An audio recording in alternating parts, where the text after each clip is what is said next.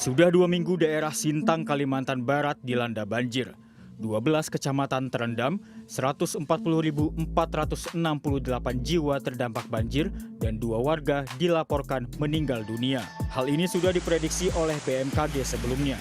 Pada 29 Oktober 2021, Kepala BMKG Dwi Korita Karnawati menyampaikan bahwa intensitas curah hujan di beberapa wilayah di Indonesia pada bulan November 2021 hingga Februari 2022 akan terulang kembali seperti tahun lalu, yaitu adanya peningkatan curah hujan bulanan mencapai lebih dari 70% dan potensial mengakibatkan bencana hidrometeorologi.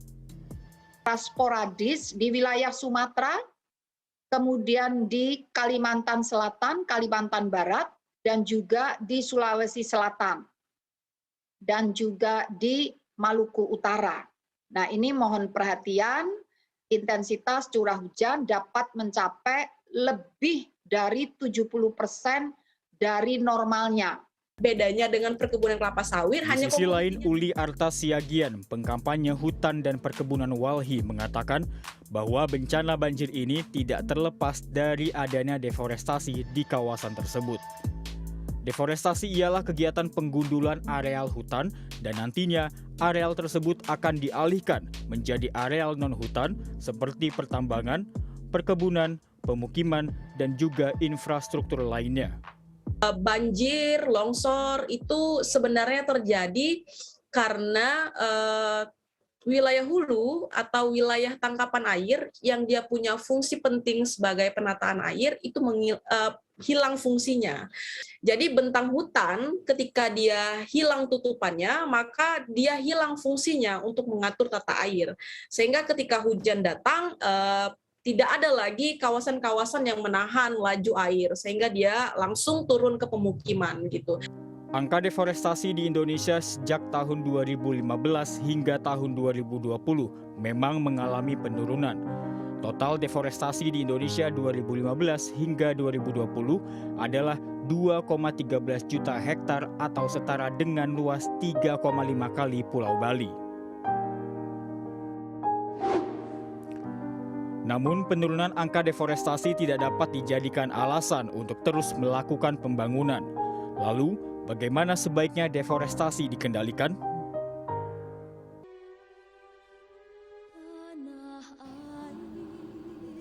Kebakaran hutan terjadi disebabkan oleh suhu yang tinggi terutama akibat pemanasan global.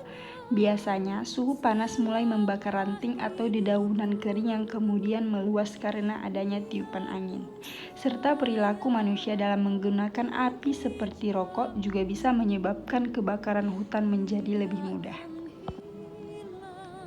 Penebangan liar terjadi disebabkan karena adanya peningkatan kebutuhan akan kayu baik di pasar lokal maupun internasional. Untuk itu, pemerintah diharapkan bisa memberikan solusi dalam permasalahan ini, sehingga kegiatan penebangan liar ini tidak terjadi dengan begitu mudahnya. Alih fungsi pemukiman penduduk terjadi karena kurangnya lahan di daerah pemukiman, sehingga daerah hutan menjadi alih fungsi untuk membangun perumahan. Lemahnya supremasi hukum di Indonesia menjadi penyebab lain dari kerusakan hutan. Hal ini yang membuat pelaku kerusakan hutan tidak jera dan melakukan kerusakan hutan lagi setelah mendapatkan hukuman. Ini juga merupakan pekerjaan rumah bagi pemerintah untuk membuat hukum yang baik.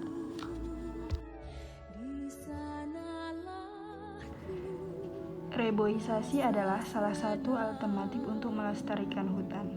Kita dapat menanam kembali hutan-hutan yang sudah rusak, sehingga hutan akan tetap terjaga keberadaannya. Pemerintah harus menerapkan sistem tebang pilih dalam menebang pohon.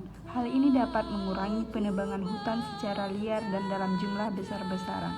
Selain itu, sistem ini juga berguna untuk masyarakat agar tidak sembarang dalam melakukan penebangan hutan.